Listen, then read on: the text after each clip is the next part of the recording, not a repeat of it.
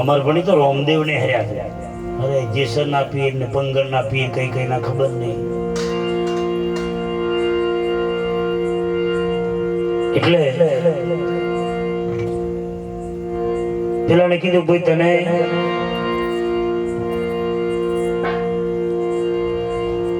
આપણે કોઈનો ભગવાન ખોટો છે એનો અધિકાર નથી આપણો, પણ ધર્મના નામ પર હું આવું થતી હોય.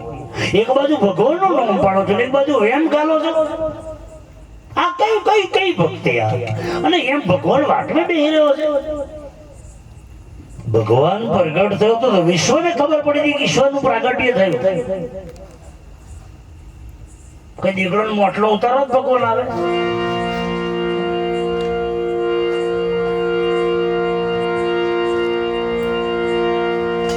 એટલે પેલા ભાઈ બોલાયો, તારું અઠવાડિયે મોત છે એમ તકા? શું તકે શનિ નડે છે? શું કરવું પડે? તકે 30,000 નો નંગ છે અને 1 તોલા હોનામ કરાવવાનો અને 10 રૂપિયા મારે 10,000 જાપ કરવાના. એટલે 40,000 મહારાજે લઈ લીધા. હોરીને તોલો હોનાની વેટી કરાઈ બોલાવાતો. એટલે 10,000 બીજા બાકી. 2 મહિના થયા અને મહારાજ ભેગા થયા. કેવું હવે વેટ કશું શનિ બની નડે? તો કે શનિ નહીં નડતો, હોની નડે છે. 60,000 બાકી છે, બજારમાં જ નહીં જવાતો.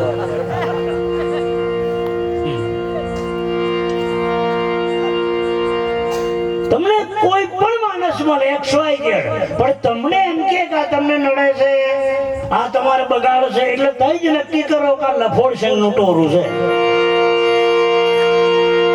સદગુરુ તો તારે મારા વાલા, ઉસી કા નામ સંત. રામાયણ બોલે ને ભાઈ, અમે શાંતિ પ્રમાણે એને સંત કહીએ. શાંતિ પ્રમાણે એ સંત છે.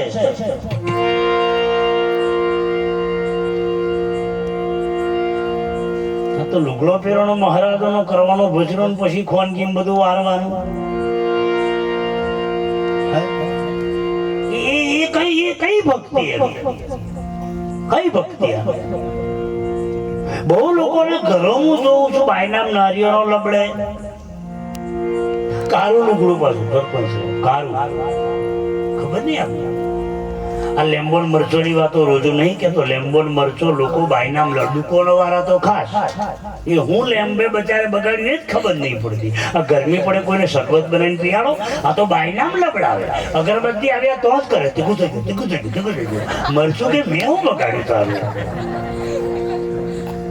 લેમ્બે મરચાં પૂછ્યું તો હું કરાયો હતા કે મને હોય ઠેલી ગાલી આજ ભાઈ એમ તા ઘા કોલચો કે તો હું કરે તા કે હું હાચવા મને મેલ્યો નીચે કોલચો વચ્ચે મરચું ઉપર લેમ્બુ. ગાડીઓ વાળા લબડાવે છે 40 લાખની ગાડી લેમ્બો મરચો. મેં કોઈ મોટો મોટો કોરો લબડાવો, લોબી દૂધી લબડાવો. બરાબર કે ખોટી વાત?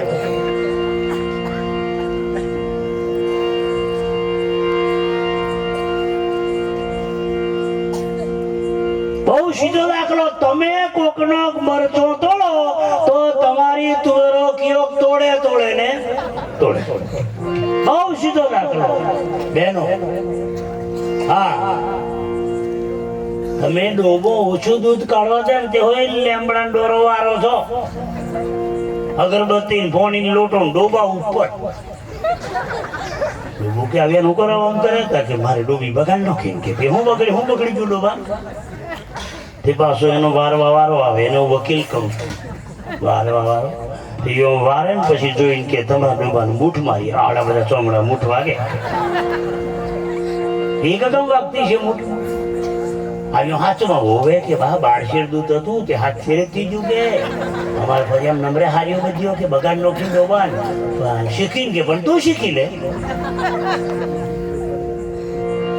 એટલે પાછું હવે વારે હું એક વાત કહી દઉં, ડોબું કારે કૂદે એમ હું કહું, ખોટું નહીં લાગે?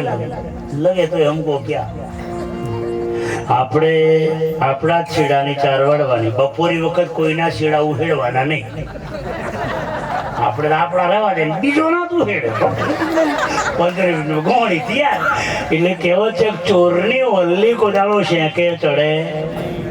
એ તમારી માટે ગોઠવી લેજો ને. ચોરી કરેલી 4 ડોબું ખાય એટલે ડોબો કૂદે. એ દૂધ ચોરો ખાય તો ચોરો ખિસ્સા કાતરું થાય. ચોરી વાળી 4 નું દૂધ છે. બહુ સીધો હિસાબ. મારી શરૂઆત અહીંયાથી થાય છે.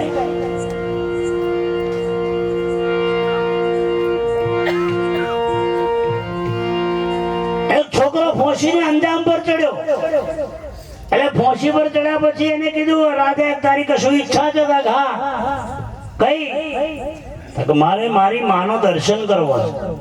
એટલે એની માને બોલાવી સ્ટેજ ઉપર. માને બિલકુલ નજીક આવવા દીધી. બાજુમાં તલવાર પડેલી. તલવાર લઈને એક ઝટકે માનું માથું જુદું કરી નાખ્યું. રાજા કે આ શું કર્યું? બસ મને હવે ફોસી આવ્યો. અરે કહેતો ખરો તારી માને હું કામ માથું કાપી નાખ્યું?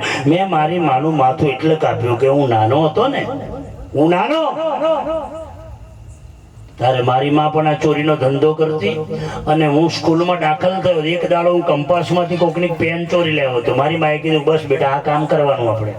બીજે દાડે કંપાસ ચોર લાવ્યો તો મારી માએ મને કીધું કે આ ચોરી કરવાની વાંધો ને આપણો ધંધો છે ચોરનો. એમ કરતા કરતા મેં રાજાનો ખજાનો તોડ્યો તમારો. અને રાજાનો ખજાનો તોડ્યા પછી હું પકડાઈ ગયો એટલે મને ફોસી થઈ ને. હા તો મને એવું થાય છે કે આવી માં જો હોય તો મારા જેવા ચોર પેદા થાય. એટલે આવી માને ખરેખર કતલ કરી નાખ્યું. એટલે મેં મારી માને મારી છે. મારી સાહેબ આ પ્રમતો દાખલો કે આવી ચોર માના જોઈએ કે બીજા મારા જેવા ગુંડા પેદા કરે. છોકરું બહારથી નહીં બગડતું. તમે બહુ મજા પડે ને તો તાલી મારજો. તાલી મારે હશે ને એટલે મને એમ થાય કે વરાપ છે. પછી તાલી ના મારે દોત ના કરે તો એને ભાર ભાર કરો. કોને ભેનું પડે છે? અને સત્સંગમાં માણસ આનંદ કરે સમજી લો. બાકી દુનિયા દુખી છે. રામ રામ કરો. ધીરુભાઈ અંબાણી શોમાં 20,000 ના ઓલપીએ છે તારે. मुझे नींद ना आए न जाने कहाँ दिल खो गया तेरे को कुछ नहीं आएगी कालिया दूसरे का बहुत बुरा किया खाक नींद आएगी सोने वाला तो हमें ઊંઘવાનો આનંદ કોના ઘરમાં? ભગતના ઘરમાં, સંતના ઘરમાં. એને સુખીમાં સુખી દુનિયામાં બેને કીધા એક ભગત ને બીજો સંત. બાકી બધા દુખી છે. એટલે તો જે લોકો પીવે છે. તમારી બાજુ કોઈ નહીં પીતા એટલે સારું છે. પણ તો વરઘોડા બરઘોડામાં આવવું પડે. હા ખબર પડે. સરપંચ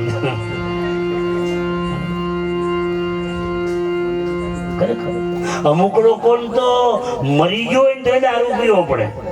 ઓઢણી હોય, ચોલ્લો હોય. હવે તો પાછા બર્થડે ની કેક કાપે છે તો હેપી બર્થડે ટુ તો બિયર ની પેટીઓ તોડવાની. હા તમારામાં બેનો અમુક વાતો કરે. અમે રોજ નહીં પીતો પણ જગાનો વરઘોડો તો 2 કોટરીઓ પીધો. જોયેલું કહું છું ગપ્પો નહીં.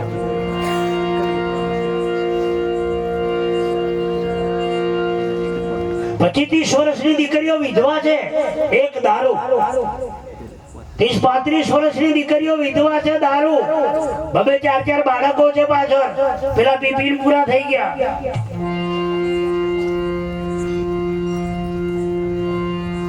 મારી જાહેરમાં અપીલ થોડું ઘણું કઈક લેતા હોય ને તો પાછળ વળીને જોજો.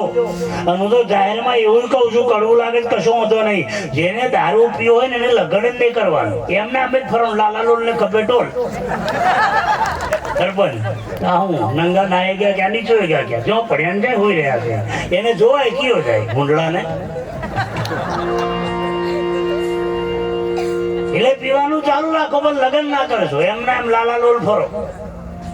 અને તમને મારી જાહેરમાં અપીલ છે હગઈ કરવા જો ને તો મને ચેક કરો. કુંવારી છોકરીઓ ડાયરેક્ટ આ નહીં કહી દેશો પેલો ભારવા આવે તા.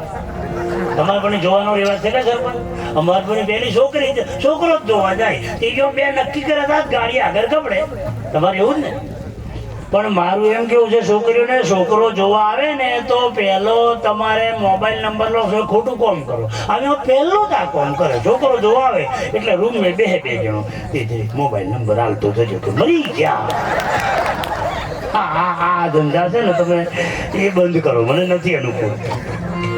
હું પ્રોગ્રામ પતાવી નીકળું તો લોકો 12-1 વાગે વાતો કરે મોબાઈલમાં કેનાલે અને રડે પાછા. ઊંઘ જ નથી આવતી. હવે એ કોનો ફોન હશે 1:30 વાગે? કોનો હશે કહો? એ તમારે તો ગોઠવી લો ને યાર, વન સાઈડ. હવે વાર કાપવાની ફેશન ચાલે છે, વન સાઈડ ને ટુ સાઈડ, બેક સાઈડ. હવે નવી સાઈડ બીજી આવી છે, કુછ કુછ હોતા હે. આટલું રાખે મારા સુરન, બીજું હોરી કાઢે ને ચોટલી પાડે. આપણને ખબર જ ના પડે કે આ બૂમ છે ભાઈ. હવે આખરે ઘરને ફાટલો પેન્ટો. હિન્દુસ્તાનને ખલાસ કરવાનું ષડયંત્ર છે. કપડો મર્યાદામાં પહેરો. આ જે વિદેશ વાળો આવ્યો છે ને આપણા ગુજરાતમાં, ભારતમાં, એમને હિન્દુ સંસ્કૃતિ બગાડી. આ હેઠોને ડોશી ચદ્દો પહેરે, હારો લાગે? તમને પૂછું, હારો લાગે? બજારમાં ટેવાઈ ગયો, એનું જોજો પાછો ગોમડો વાળો શીખ્યો. હા, ઓમ કરતો રોડે જાય હો છે.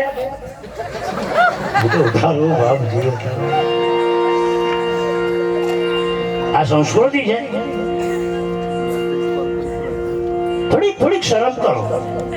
તમે દીકરી કોની? તમારી માં કોણ? તમારો બાપ કોણ?